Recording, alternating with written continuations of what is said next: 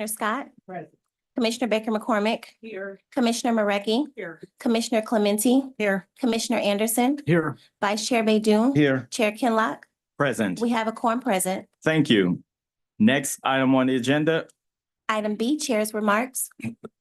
This is the first of the budget hearings in which we will be receiving the administration's recommendation for the next fiscal year.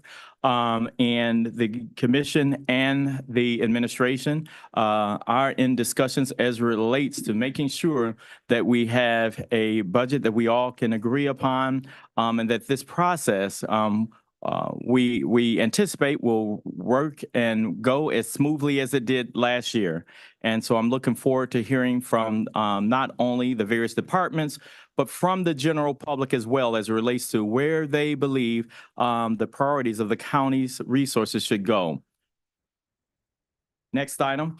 Item C, approval of the minutes from the July 9th, 2024 meeting. So moved. It's been moved and supported. All those in favor signify by saying aye. Aye. Those opposed, this item stands approved. Next item. Item D, unfinished business. There is none listed. Moving to item E1 under new business. Communication from the State Tax Commission forwarding the final state equalization report for the year 2024 tax year. Okay, there is, this is a receive and file. Yes. Motion is in order to receive and file. So moved. It's been moved and supported. All those in favor signify by saying aye. Aye. Aye. Those opposed, this action stands approved. Next item, Madam Clerk. Item number 2, communication from the Huron-Clinton Metropolitan Authority forwarding a notice of its 2024 ad valorem tax. A motion is in order to receive and file. Is there support? Support. It's been moved and supported to receive and file. All those in favor signify by saying aye. Aye. Those opposed, this item stands approved. Next item, Madam Clerk. Number 3, communication from Eric Sabri, Wayne County Treasurer, forwarding the third quarter investment report for fiscal year 2023, 2024. Good morning. Okay, Good morning, sir. morning, good afternoon. Good afternoon. Yeah, right. So just a few bullet points. For the quarter ended June 30th, 2024, we're managing just under 1.6 billion in our general fund and just under 47 million in our reserve fund. The majority of the investments that we have, 68%, are in U.S. Treasury agency bonds. We have 14% in bank CDs spread over 9 different local banks and 13% liquid in a money market fund. We've earned for the first 9 months, 56.8 million in interest income, and we're on track to earn 75 million this year, which is a record. And last year, we earned just under 55 million for the year. We do expect rates to drop next month. So for every 25 basis points or 0.25%, the Federal Reserve drops, that affects our portfolio in worth about $5 million in interest income losses. So we'll see what happens over the next year. Thank you. I'd like to ask the commissioners, do you have any questions? Commissioner Anderson? Thank you, Mr. Chair. I just wanted to ask you, this should help us a great deal on the Raphael cases and things that are making their way through down to us. Part of it, yep. It'll cover part of it. Mhm. What percentage do you think it would? I don't really know. I know that the treasurer has money reserved for the settlement already. I don't know if 100% of it is reserved. But you know, this certainly is an unbudgeted surplus to the county.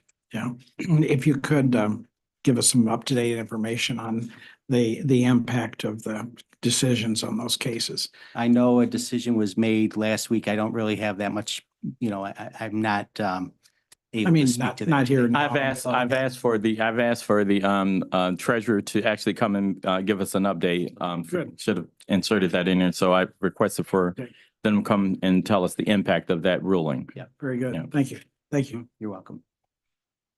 Any additional questions? Thank you. Thank you.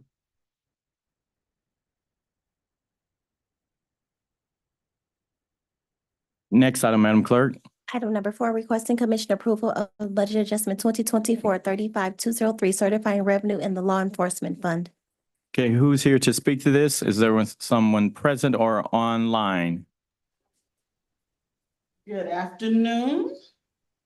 Hold on, you can't see us. Lenita Terry with Director of Administration for the Sheriff's Office. And we're trying out new equipment here. Also Jerome Pokorny, the Director of Finance, is here to speak on it. So you at the CJC? Yes, and I'm in my office converted from a conference room, but it's not picking us up and you can't. There, I'm trying to stand up. Well, your voice is coming through clearly. Go ahead, Jerome. This budget adjustment is just, we received funds as a reimbursement from the Michigan Commission of Law Enforcement Standards. It is a way of reimbursing for training to keep them certified through MCOLs. Basically, the budget was for $80,000. The original amount we got in September was for $78,000. And we received another reimbursement or another distribution of funds in April for another about $65,000. And this is just bringing the budget up to the revenue we've already received. Okay, so thank you for that explanation. Any commissioners, do you have any questions regarding this item? Any questions? Next item, Madam Clerk. Item number 5, requesting commission approval of budget adjustment 2024-35-211, reallocating expenditures in the health insurance fund.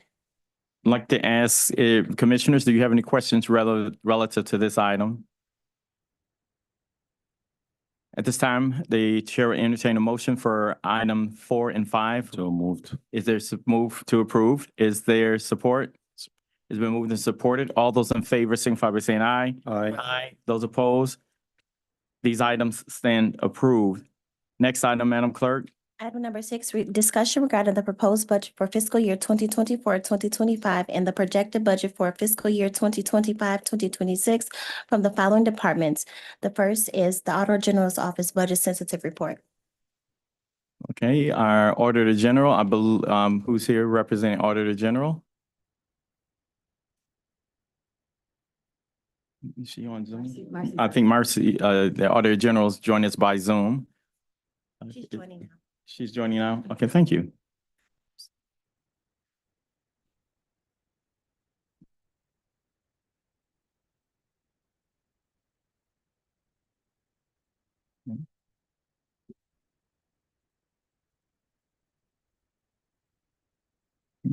If you're ready, you can introduce yourself and proceed. Will Hamner, Audit Manager. John Kellett, Audit Manager.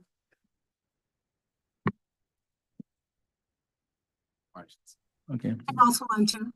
Marcy Coral, Auditor General. good afternoon. You may proceed. Okay. Thank you for giving us the opportunity to present our budget sensitive issues report and also the review of the September 30th, 2023 annual comprehensive financial report. And before I get started, I believe there is representatives from M&B on also. They could introduce themselves. You can come up to the table. Yep, thank you.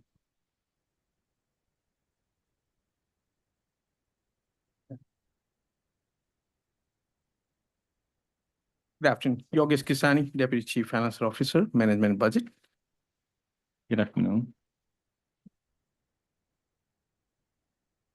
Put on to the next slide.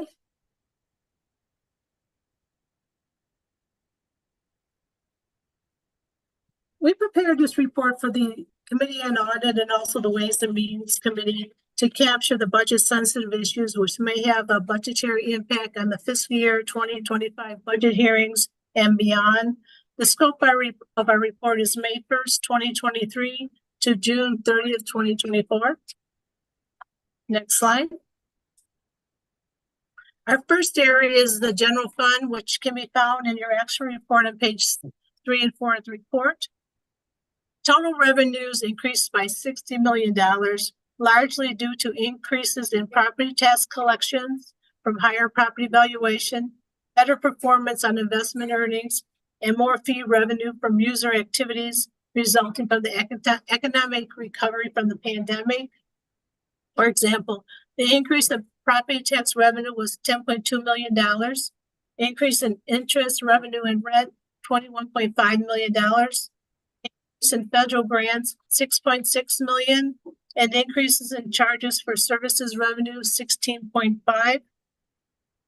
Total expenditures decreased by $106.7 and is primarily attributable to operating expenses of general government, judicial and public safety were recorded in other funds where ARPA grant funding was utilized. The fund balance increased by $83.1 million over the prior year. Majority of the increase is unassigned. Unassigned fund balance at the end of the year was $334.8 million and includes $23 million for budgetary stabilization consistent with prior year. Next slide. The impact action is commission leadership should request the administration submit an annual report analyzing costs of delivering mandated services and proposing service fee increases as deemed necessary. Page 4 of the report has management's comments. Not sure if there's any questions on this area. No, moving on. Next one is the general fund balance. It's found on page 5 and 6 of the OAG report. As I indicated, the general fund increased $83.1 million over the prior year. A majority of the increase is unassigned. The categories of general fund is there's non-spendable, which is $19.2 million. Restricted for inpatient hospitalization and community and economic development is $14.2 million. Committed for judicial is $7.9 million. Assigned for general government is $11.9 million. And then the unassigned $334.8 million. Next slide. The impact action. Commission leadership should continue to monitor the general fund balance and amounts allocated for budget stabilization. Management's comments is on page 6 of the OAG report. Next slide is the unassigned, unrestricted fund deficits and deficit elimination plans. Unassigned, unrestricted fund deficits decreased by $10.8 million over the prior year. The following funds reported a deficit as of September 30th, 2023. CDBG was about $953,000. Raise the Age was about $137,000. Central Services was about $3.8 million. Environment about $23,000 and buildings and grounds $703,000. Only the CBDG was required to submit a deficit elimination plan to the state. And according to the CAFR, the deficit is due to recording of grant reimbursable expenses incurred in prior fiscal years and the offsetting revenue received in fiscal year 23. Deficits in the internal service funds were a result of recording net pension liability and OPEB liability. The impact action is continue requesting periodic updates on the progress of eliminating the existing fund deficits and notification of projected or potential deficits and the causing factors.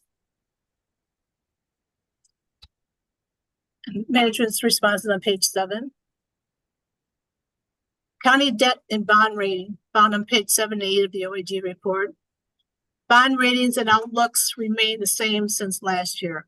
All 3 rating agencies cited the county's sound fiscal management and successful operational restructuring. Moody's rating remained at A1 with a stable outlook. S&P's rating remained at A with a stable outlook. And Fitch's rating remained at A with a stable outlook. The impact action is continued monitoring of bond ratings and request the administration to continue providing communications regarding rating changes. And the response from managers on page 8. Next category is staffing shortages, overtime, and succession planning, which can be found on page 8 to 12 of the OAG report. Employee headcount increased by 115 positions from 2002 to 2003 fiscal year ending. In fiscal year 2023, 70% of budget positions were filled as compared to 67% at the same time last year. Largest number of vacancies are in the Sheriff's Office, HHVS, and Public Services. Overtime costs. County overtime costs increased by $10.4 million, totaling $35.3 million for fiscal year 23. Actual overtime expenditures were over budget by about $6.8 million. The Wayne County Sheriff's Office accounts for 43% of the total overtime costs. As of the end of June 2024, the Sheriff's Office had 407 unfilled positions. 362 were police positions and 45 were civilian positions.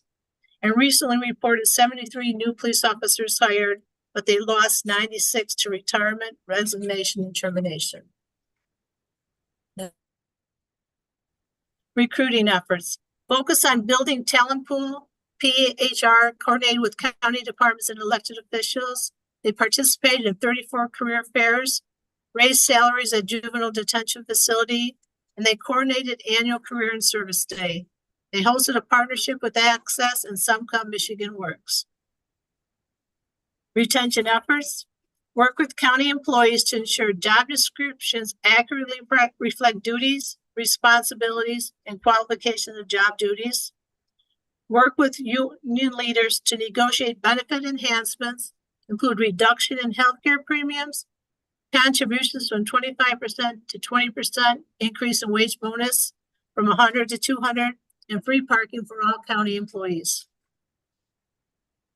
Next slide. Impact action. Hiring and recruiting challenges continue across all county departments. Commission leadership should consider requesting the following: a detailed comprehensive compensation analysis, including pay and benefits for all positions within the county, starting with county mandated departments affected the most. A county-wide what-if cost analysis of improved employee health benefit provisions. Continued monitoring of reasons for voluntary employee departures and the action taken to remediate recurring employee departures. Continued updates on the status of staffing shortages, progress in hiring initiatives, and the related impact on county initiatives and mandated services. And finally, continued periodic updates from PHR on implementation of progress of succession planning. Management's response can be found on page 12 of the OAG report. Retirement system funding, which can be found on page 12 to 15 of the OAG report. 66% funding ratio at 9/30/23, which is in compliance with the Michigan Public Act 202 of 2017. It is up 1% from the prior year. County contributions exceeded the required minimum by about $7.7 million. However, potential cash flow concerns for the actuarial valuation report. As planned assets at funding value are sufficient to cover 100% of employee contributions on a positive and 71% of future benefits to present retirees and beneficiaries.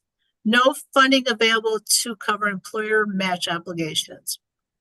The ratio of planned assets at market value to retiree benefit payroll is 7-0. Management indicates that current planned assets are available to cover approximately 7 years of retiree benefit payments. Payments beyond 7 years are highly dependent upon future contributions and a future investment return. Combined pre-2002 retiree liability. In July 2017, the county, Wickers, and the Wake County Airport Authority entered into a retroactive MOU to memorialize the Wayne County Airport Authority's 10.25% share of retirement obligations for individuals employed by or retired from the airport prior to 2002. The airport became an authority and assumed operational jurisdiction of the Detroit, Wayne County Airport, and Willow Run airports. The MOU obligated the airport authority to make payments totaling $22 million over a 5-year period, which ended on September 30th, 2020. At that time, the three parties were to come together to come up with another agreement for any remaining unfunded portion of the liability. At September 30th, 2020, the airport's authority's unfunded portion of the combined pre-2002 retiree actuarial accrued liability was approximately $6.3 million. The three parties, the county, Wickers, and the Wayne County Airport Authority, have not come to agreement on how the remaining liability will be settled. No payments were made by the Wayne County Airport Authority for fiscal year 21 to 23 to fund the airport's position of the pre-2002 retiree liability, and the county made all benefit payments. The impact actions commission leadership should request management's plan to resolve the outstanding retiree obligations due, if any, from the airport or pre-2002 airport retirees. Management agrees, and the response is on page 15 of the report. The delinquent tax revolving fund, which can be found on page 15 and 17 of your report. $24.2 million increase in the total fund net position over the prior year. In 2023 year end, it was $227.5 million, and at year end of 2002 was $203.3 million. 100% of the assets totaling $406 million are pledged as collateral for repayment of tax revenue notes. $23.5 million increase in transfers to the county's general fund. In fiscal year 2022, the transfers were $6.5 million. In 2023, there were $30 million. Surplus transfers are expected to decline in future years. Cash and investments plus expected future tax collections of $403.5 million are sufficient to cover more than 100% the outstanding delinquent tax notes, leaving over $239 million to cover any remaining obligations in the DTRF. Part of this, though, may have a result of the pending lawsuits that was at the Michigan Supreme Court for the Raphael case that may have an impact on the $239 million. The impact action is commission should request the Department of an agreed upon formula for calculating surplus DTRF funds that can be transferred to the general fund with the known surplus identified prior to the preparation of the annual budget, included in the annual budget, and finally transferred to the general fund for said budget year. Management agrees, and the response is on page 17 of the report. Tax reverted properties transferred to the general fund. In 2017, the Wayne County Treasurer's Office and the Land Bank executed the original IGA where the Wayne County Treasurer will transfer certain tax reverted properties to the land banks. These are primarily the properties that do not sell at either the first or second auction. The land bank agrees to obtain title and to demolish, manage, and maintain market of the properties in exchange for a per property amount paid by the Wayne County Treasurer to cover maintenance and administration of the properties. The most recent IGA renewed in July of 2023, which expires on May 1st, 2026, but may be extended for additional 3 years. Since fiscal year 2018, the Land Bank has recorded a combined total of $2.7 million of receipts from the Treasurer's Office for the property maintenance administration. Expenditures incurred against this amount total $2.4 million, leaving approximately $300,000 of revenue in excess of expenditures that have not been spent by the Land Bank as of September 30th, 2023. The two impact action items. The commission should request periodic updates on the properties in the Land Bank inventory, and the commission should inquire if the method of transferring funds from the Wayne County Treasurer to the Land Bank is appropriate. This measure's response can be found on page 18 of the report. New Criminal Justice and Central Utility Plan, which can be found on page 1820 of the report. On March 18, 2024, the county took possession of the CJC, marking the start of the 180-day period for the CJC's move-in process and vacating the Frank Murphy Hall of Justice Jail Divisions 1, 2, and the Juvenile Detention Facility. Project was originally budgeted for $533.6 million, with the county's cost at $401.3 million. The ROC's cost was $132.3 million. The $401.3 million is covered by the remaining 2010 bond proceeds of $57.5 million, proceeds from the sale of the Gratiot site at $21.4 million, general fund revenue of $30.6 million, and new bond issuance of $291.7 million.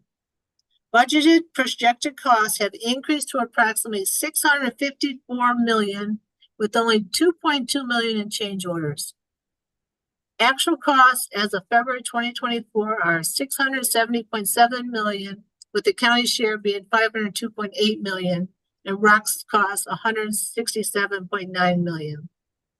Well, it doesn't look like it'll appear. There was a failure to if we failed to vacate by 9/13/2024, the county's cost will be about $500,000 per month.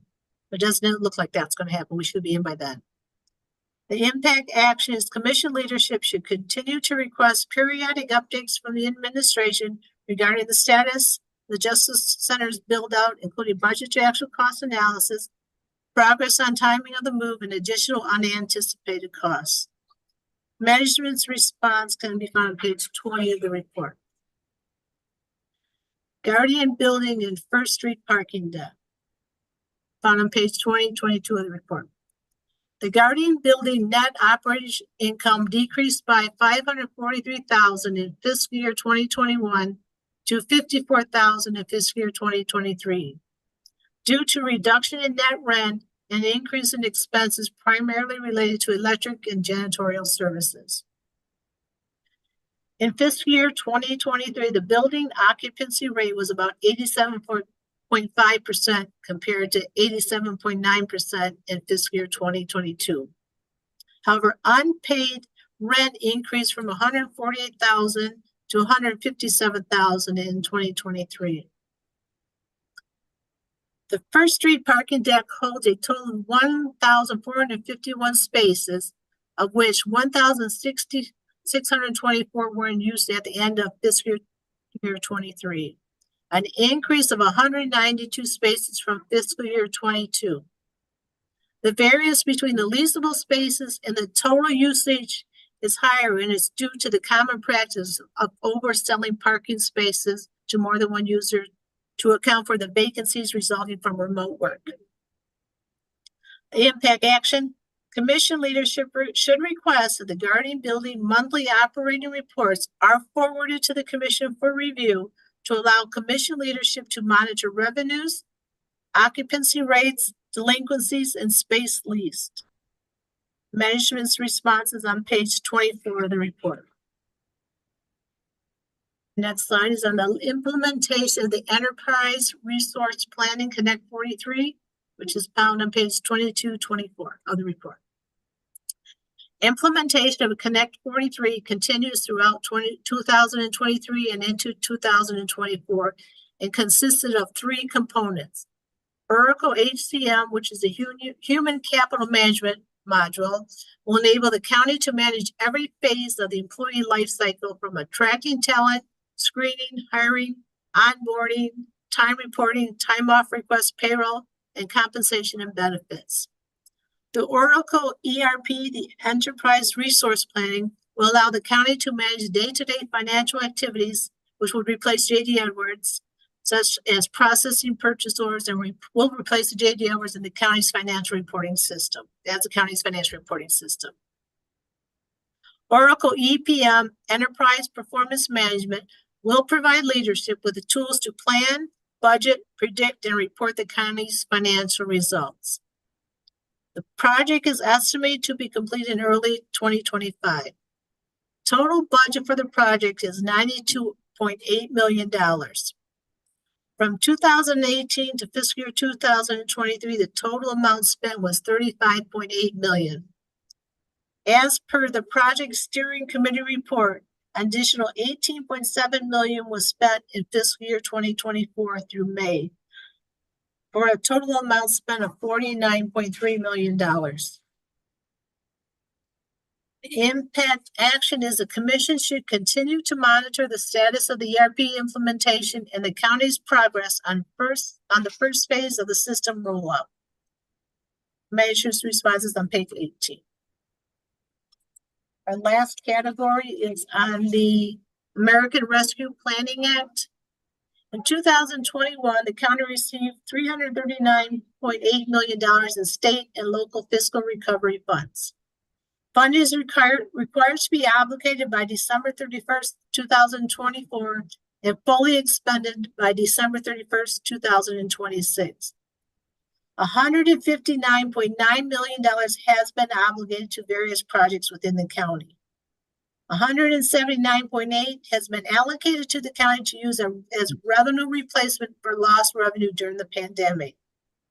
$30 million still needs to be obligated due to the reduction of the workforce development contract, which was originally at $50 million and was reduced to $20 million.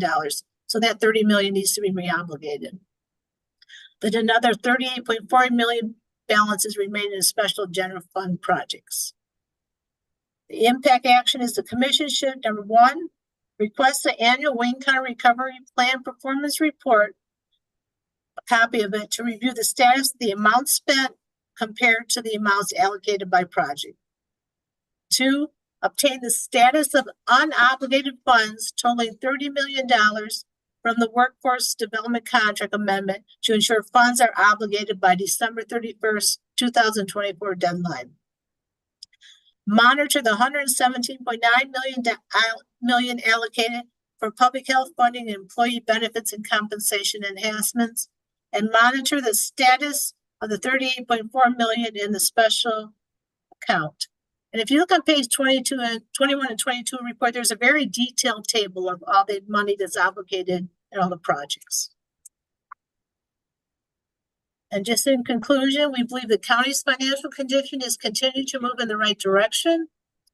Fiscal year 2023 saw an increase in revenues, continued business expansion, and lower unemployment rates, all indicating economic recovery.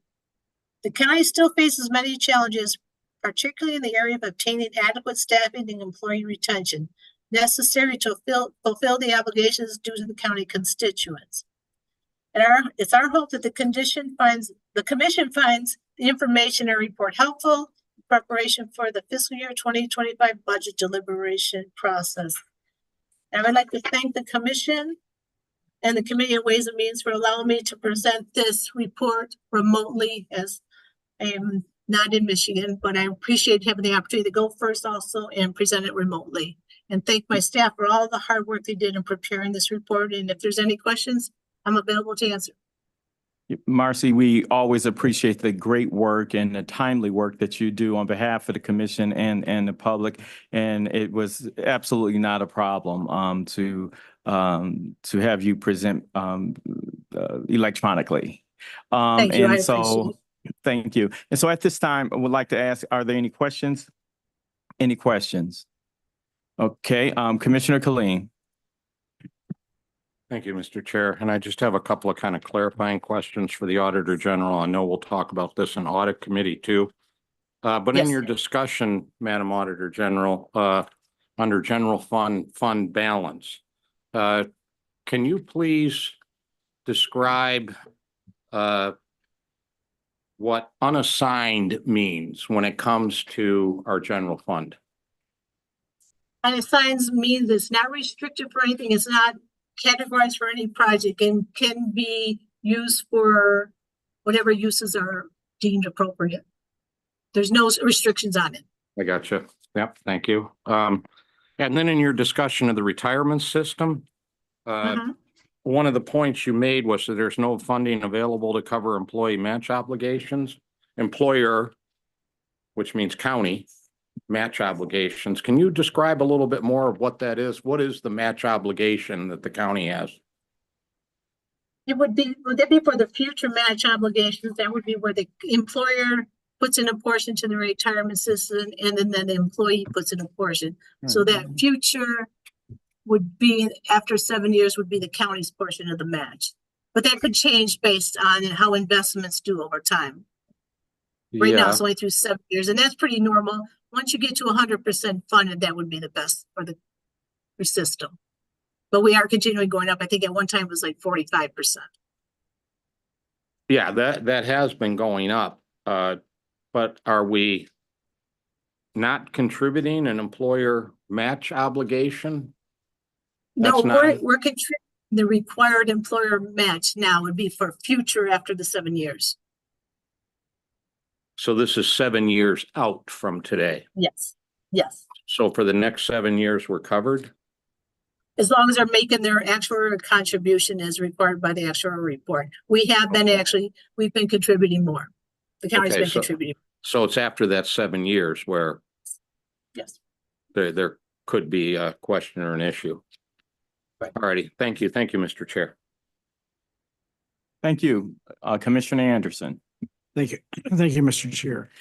Marcy, I was just wondering, was there any findings as to why the airport authority had not met their obligations up to this point and that we're having to cover those shortfalls? As I stated in the report, it was part of a memorandum of understanding. It was some time ago and their memorandum of understanding expired. So what it's going to take is the county, the airport, and the retirement system to develop a new agreement. So I think there's like about $5 million still had to be contributed. So it's just a matter of coming to an agreement and then having the contributions come through. And I think management and budget agreed to work on getting another agreement in place. So the other agreement though was not met, or was it not, did it expire? It expired and a new one hadn't been put in place. And that's what they need to do is put the new agreement in place. All right, And that's Thank what you. they're going to work on. Mhm. thank you. Thank you. Any additional questions? Any additional questions? Thank you all. And once again, thank you, Marcy, and thank you to your team and management and budget. you. Yeah, you'll get, Thank you very much. thank you. Also to thank Yogi and his team for, providing timely responses back to us. Absolutely. We appreciate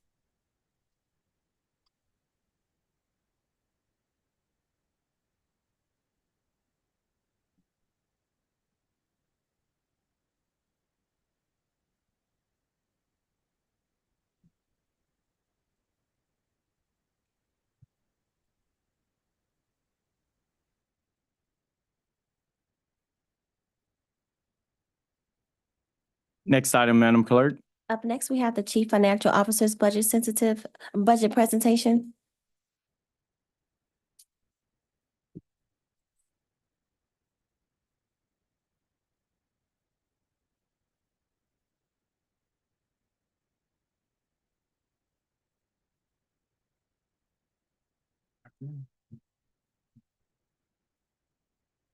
Good afternoon. Please state your name for the record. John Wallace, Chief Financial Officer. Rob Whittigan, Chief Deputy Financial Officer. You may proceed. Again, good afternoon, Committee Chair Ken Locke and Honorable Commissioners. My name again is John Wallace, CFO of Wayne County. It's a pleasure to be here today to present to you this administration's 10th balanced budget. Along with me is Mr. Robert Whittigan, Chief Deputy CFO, and we have our staff here as well. First, we want to thank Commission and fiscal staff, MNB staff, and our budget team, executive and all departments and elected offices for assisting in the budget development process and the effort to bring this budget forward. In particular, as always, we want to thank Mary and Terrence for working with our staff behind the scenes to help us get here. So appreciate that as always with your guidance and insight. Today, I'm going to present 5 key initiatives in this budget. Then I'm going to turn it over to Robert to go through the major revenues, expenditures, and some other key highlights. But first, I want to talk a little bit about where we're at today. Wayne County is still strong. This administration has a strong record of producing surpluses since 2015. In fact, we had an 83.1 million surplus in operations from 23. We began the year with a $388.3 million general fund surplus, which segued really nicely into, most recently, we got a upgrade in our credit rating from S&P in early July. So which is sort of piggybacking on our good financial discipline and reserves as well as liquidity. When you look back at 2015, we were below investment grade, and the county has made steady increases to move the credit rating up to A category. This budget appropriates 2.18 billion compared to 2.21 billion in the prior year. The general fund recommends 769 million compared to 755 million in the prior year. The non-general fund recommends 1.41 billion from 1.4 billion in the prior year. 1.45 billion in the prior year. And I'll sort of go over some of the key details in this budget. Number one would be CJC. This budget includes funding for transition as well as new operations and equipment to get into the facility. The facility is set to open the 1st of September, so there's funding in there for that. Secondly, Health and Human Veteran Services. The Wayne Well initiatives for healthier citizens include various programs such as Learning Parent Program, Wayne Entrepreneurs, Fresh Trucks, the Narcan vending, insulin access, public health, mobile clinics, birthing centers, and Vision Wayne. Thirdly, as a key initiative in this budget is Juvenile and Youth Services, aimed at providing multiple programs for youth opportunity and safety. Mainly some of the programs, mentoring services, national partnership, Barber Academy, gun violence and education classes, just to name a few. And fourthly, staffing enhancements. That's one of the topics of the day. This budget continues to include the immediate benefits that got rolled out in the prior year that speak to free employee paid parking, annual bonus increases, as well as a reduction in the healthcare employee contribution from 25 to 20%. Also includes additional funding in PHR for countywide training. This budget includes approximately 25 million in budgeted pay increases when you compare it to the prior year in 24, as well as 61 million in ARC payments for pension contributions and 14 million in OPEB contributions. And lastly, the fifth major initiative in this budget relates to the continuation of the Oracle implementation project. We just recently went live with the HCM Human Capital Payroll and HR process. We're still in the process of stabilizing that system and putting in various fixes to get it to full operation. And we're in the development stage still of ERP, which is the basic accounting, fixed assets, AP, AR, and the procurement system. And then we're also in development of the budget system, which is referred to as ERP for the budget planning.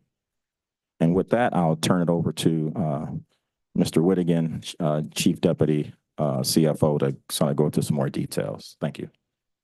All right, thank you very much. So good afternoon. Thank you for your time today. And again, Rob Whittigan, Wayne County Chief Deputy Financial Officer. So as CFO Wallace said, I first want to extend our appreciation to the commission and commission staff for their patience as we developed and submitted this budget book. We do acknowledge that the budget book is late as accordance to the charter, and we appreciate the commission and their staff's guidance as we navigated the delay. And I want to apologize for any inconvenience caused by the late submission. Second, I want to give my thanks to the incredibly hardworking M&B budget team and the administration for all they've done to help us bring this budget to you. It does a nice job of not only laying out the numbers, but also providing a narrative to each fund and the services that are associated with them. So the recommended two-year comprehensive executive budget for fiscal years FY 2024 through 25 and FY 2025 through 26 in fulfillment with Article 5 of the Charter, the Charter of Wayne County, is 320 pages long and is quite detailed. This marks the 10th balanced operating budget plan that CEO Evans has recommended to the Wayne County Commission. I want to take a moment, or I want to make a comment about the general philosophy of the budget. This encompasses the priorities of Wayne County by focusing our resources and investing in critical needs such as county personnel, public health, infrastructure, and essential services which remain paramount, all while upholding the financial disciplines of recent years. It is incumbent upon us to ensure that the ongoing revenues of the county are met with the ongoing operations of the county. So in other words, one-time revenues support one-time liabilities. Our objective is to ensure that our budgetary priorities and our long-term liabilities are agile enough to respond to fluctuations in both the economic cycle and the resulting revenues that we will see in years to come. We did our best to contemplate and vet department requests for new money asking if this was a one-time or long-term liability. Sorry, perfect. Let's take a look at slide 10, which is outlining the general fund purpose revenue sources, which amount to approximately $504.7 million from available general fund, general purpose revenues for operations. The largest portion of this comes from taxes. Generally speaking, taxes are relatively stable source of revenue. However, it's sort of standard thinking that monetary policy affects economic activity with long and variable lags. Given that, we must be vigilant of risks coming from high mortgage rates, inflation, decreasing demand, commercial property use and activities, property limitations in Michigan, and so on. From tax year 2023 to tax year 2024, the county's aggregate taxable value, which is its tax base against which properties are levied, grew by approximately 8%. The 8% increase in taxable value represents approximately $4 billion, and moreover, the total estimated gross property tax revenue increased by $29.7 million from 2023 to 2024. Moving beyond taxes, we focus on state revenue sharing. Revenue sharing is more sensitive to various economic conditions like sales tax, inflation, and legislative decisions. Overall, this comes from the state adopted budget and Senate fiscal agency projections. Next, you'll see personal property tax reimbursement, which is based on historical trends and property tax increases, which saw a slight increase, but overall reflects actual revenues that we've seen coming in. Looking at the remaining sources of revenue, you'll see charges, fines and fees, liquor tax, interest income, and you'll note that those account for less than 10% of discretionary revenues. Next slide, please. Oh, you're there. You're good. Diving deeper into GFGP revenue adjustments, you'll see this broken down by some specific categories. So under taxes, we're seeing a $25 million growth over the FY24 adopted budget. Tax tribunal refunds are going from $650,000 to $800,000 based on successful appeals. Revenue sharing payments, again, that comes from state estimates and Senate fiscal agency projections derived from that. That resulting in about a $5 million increase. Personal property tax decreased by $6.5 million due to scheduled reductions per state law. Property transfer tax, which is the activity of homes being sold and resold, is decreasing by $2.3 million, reacting to the real estate market. And lastly, we see other GFGP revenues going up $9.5 million due to various economic factors, for example, interest earned on investments. Overall, we see a $30.2 million increase from the FY24 amended budget. However, as noted earlier, so we cannot assume that these revenue growth will be ongoing or reoccurring. Next slide, please. So now I'm going to pivot to projections of general fund, general purpose uses. So how are we using the money? Notably, this is not a reflection of the county's budget as a whole, which totals nearly $2.18 billion, but rather the use of these discretionary funds from the previous slide. So the largest portions after general fund transfers and other non-departmental uses comes from Sheriff's Department, where FY25 budgeted expenses increased by $1.1 million or 1% over FY24. Beyond that, you'll see prosecuting attorney, health and human services, and circuit court. In the current fiscal year, we are anticipating an ending surplus of $26 million. Note the $26 million is less than the $83 million that CFO Wallace previously mentioned, surplus that we saw last fiscal year at the end of 23. So it's critically important that we collectively ask ourselves and confirm that reoccurring expenses can be serviced with reoccurring revenues. As of now, we have 4,266 budgeted full-time employees, with only 2,894, 2,300 filled. You'll see budget growth in this budget, but you generally will not see new positions, particularly when the requesting department has many vacancies that exist. We will obviously dive into greater detail as we move through the budget hearings to see what variances exist year over year. So I will not go into the great detail at this time. However, I would like to take time to hit some major initiatives that are in this budget. Transition to the criminal justice complex commenced in fiscal year 24 and will be completed in fiscal year 25. Spending remains flat at around 13 million. Just note that the county does bear the expenses for both the new facility and the old facilities until those buildings are decommissioned. I look forward to seeing you all at the CJC opening on Tuesday, September 3rd. Other major items to note include sheriff budget, which maintains funding in fiscal year 25 for the Tether program from the general fund totaling 9.3 million, along with residential outplacement, phone bank charges, the jail management system, as well as a 1.5 million in general fund support for inmate programs that were previously supported by payphone commissions. And lastly, funding was increased for the sheriff's office to include $500,000 for recruitment efforts outside the department and initiatives within the department to attract or to increase staffing.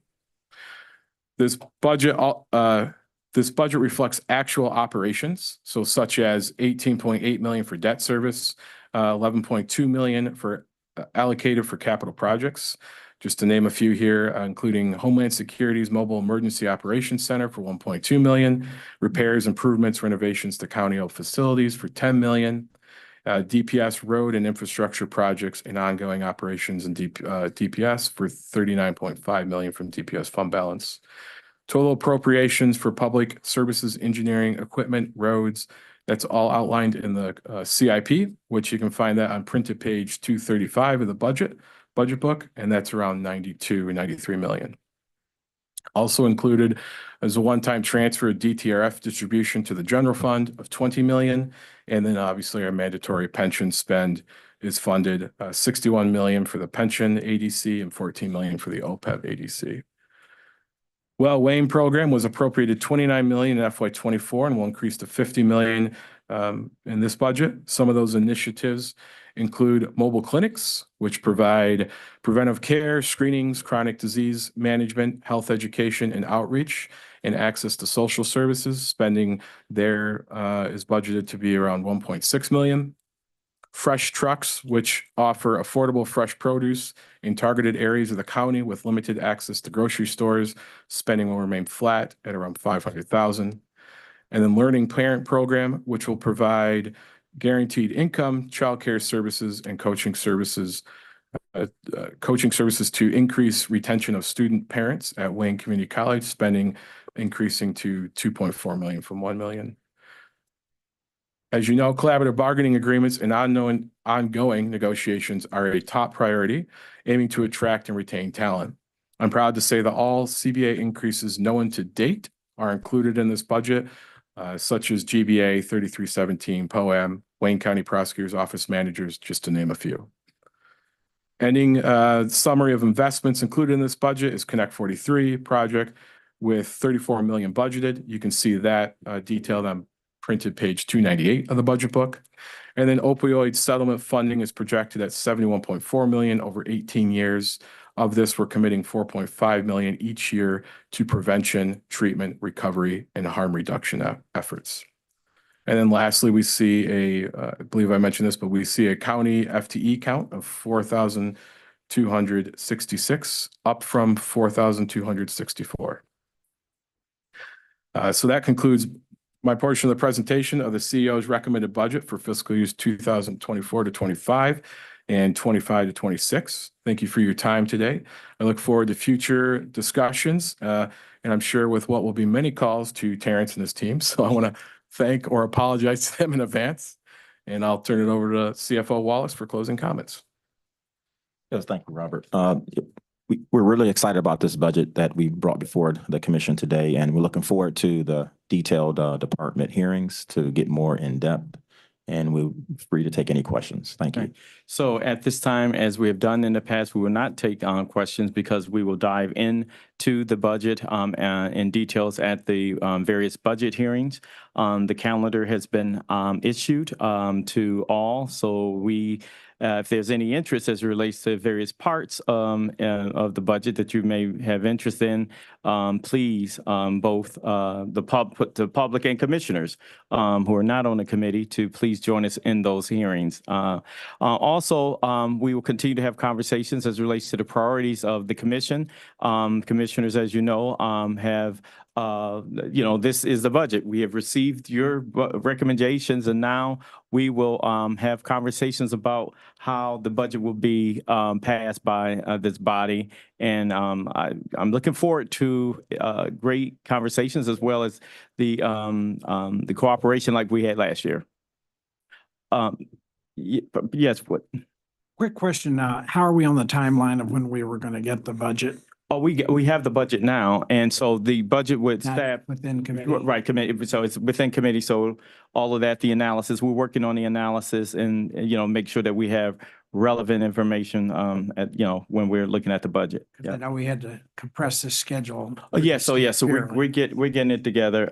So our staff will get all the necessary information relevant to the hearings that will be forthcoming. Yep, immediately forthcoming. Well, thank you all, and looking forward to the hearings. Thank you. Thank you. Madam Clerk, next item on the agenda. We are now heading to the agenda item number 7, forwarded from the full commission meeting held on August 15th, 2024, requesting approval of the recommended proposed comprehensive executive budget appropriations ordinance for fiscal year 2024-2025 and the projected budget for the fiscal year 2025-2026. Motion to pass for the day, this item. It's been moved and supported to pass for the day. All those in favor signify by saying aye. Aye. Those opposed? This item stands approved with this item passed for today.